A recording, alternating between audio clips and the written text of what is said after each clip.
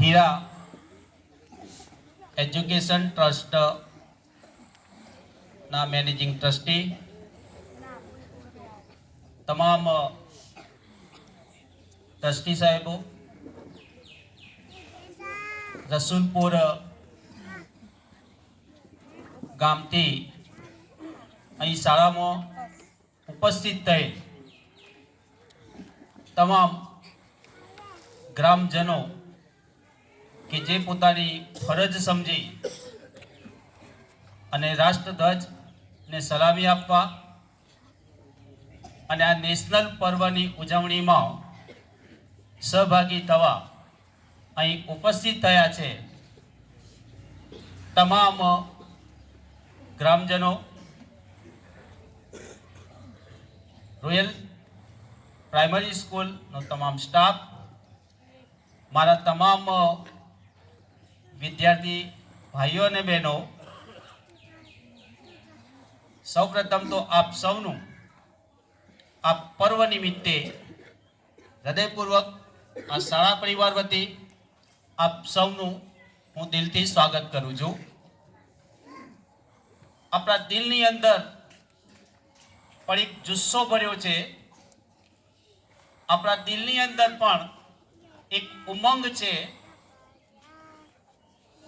અને આ પર્વનું સેલિબ્રેશન આપણે પણ ઉત્સાહભેર કરીએ છીએ એનું આ એક ઉદાહરણ છે.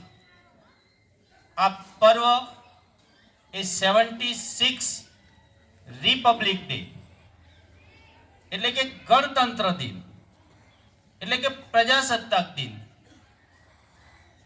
ભારતના ટોટલી 3 રાષ્ટ્રીય તહેવાર, સ્વતંત્ર દિન એટલે કે 15મી ઓગસ્ટ, પ્રજાસત્તાક દિન એટલે કે 26મી જાન્યુઆરી અને ગાંધી જયંતિ એટલે કે 2જી ઓક્ટોબર એની આપણે ઉજવણી કરીએ છીએ. આજના પર્વની ઉજવણી શા માટે તેની એક સામાન્ય ઝલક આપણે જાણીશું. આજના દિવસે આપ સૌ જાણો છો કે 47 પહેલા 1947 પહેલા ભારત અંગ્રેજોની ગુલામીમાં હતું, આપણા પર અંગ્રેજોનું શાસન હતું. ટોટલ આપણા દેશનો વહીવટ અંગ્રેજી કાયદાઓ પ્રમાણે ચાલતું અને એ પ્રમાણે આપણે વર્તવું પડતું હતું. 47માં આપણે સ્વતંત્ર થયા એટલે આપણે એનું સેલિબ્રેશન કર્યું.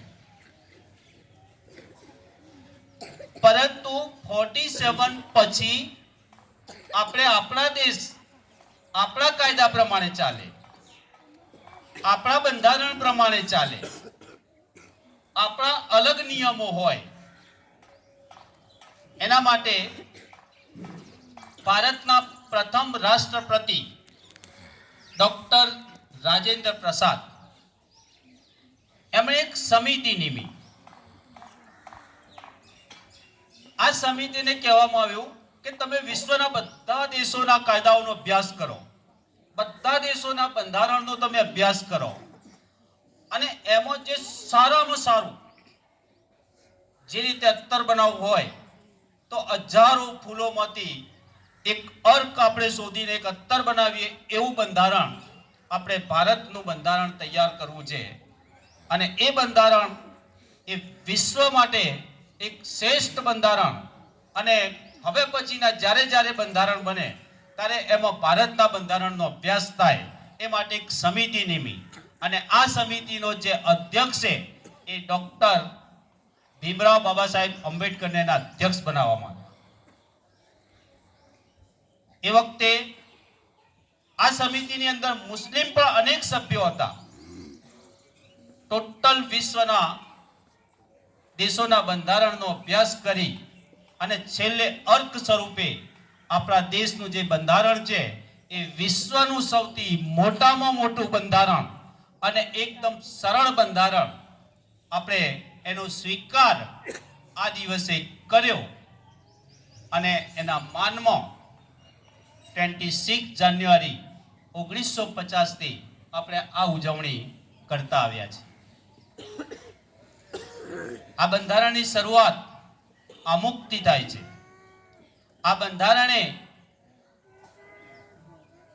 બિન સાંપ્રદાયિકતાનો કોઈ ઉલ્લેખ નહીં અને દરેકને સમાનતા બંધુતાના અધિકારો સાથે આ બંધારણ આપણને મળ્યું, જે વિશ્વનું એક શ્રેષ્ઠમાં શ્રેષ્ઠ બંધારણ છે. એના નિમિત્તે આજે આપણે આ નેશનલ ફેસ્ટિવલની ઉજવણી કરીએ છીએ. આજનો દિવસ બંધારણને સમજવાનો, આજનો દિવસ આપણા જે શહીદોએ દેશને સ્વતંત્ર કરવા માટે જે પોતાના જીવોની આહુતિ આપી છે, એ સમયે દરેકે માત્ર હિન્દુસ્તાની તરીકે જ પોતાનું જીવ આપ્યો છે. એ વખતે ન કોઈ જાતિ ન કોઈ ધર્મ, એના સિવાય એક બની અને અંગ્રેજો સામે ઇન્ડિયન તરીકે લડ્યા અને છેવટે આપણને સ્વતંત્રતા અપાવી. એમની કુરબાનીઓનો યાદ કરવાનો આજનો આ દિવસ છે. બંધારણના ઘડવૈયાને અને બંધારણને સમજ કેળવવાનો આજનો આ દિવસ છે. આપણે ખૂબ સારી રીતે આ દિવસની ઉજવણી કરીએ. આપ સૌ અહીં આવ્યા, આપનો કિંમતી સમય આપ્યો, રાષ્ટ્રધ્વજને સલામી આપી, એ બદલ આપ સૌનું રોયલ પરિવાર વતી હું સ્વાગત કરી આગળના કાર્યક્રમને આપણે આગળ ધપાવીશું. ખૂબ ખૂબ આપ સૌનો આભાર સાથે અભિનંદન અને શુભેચ્છાઓ.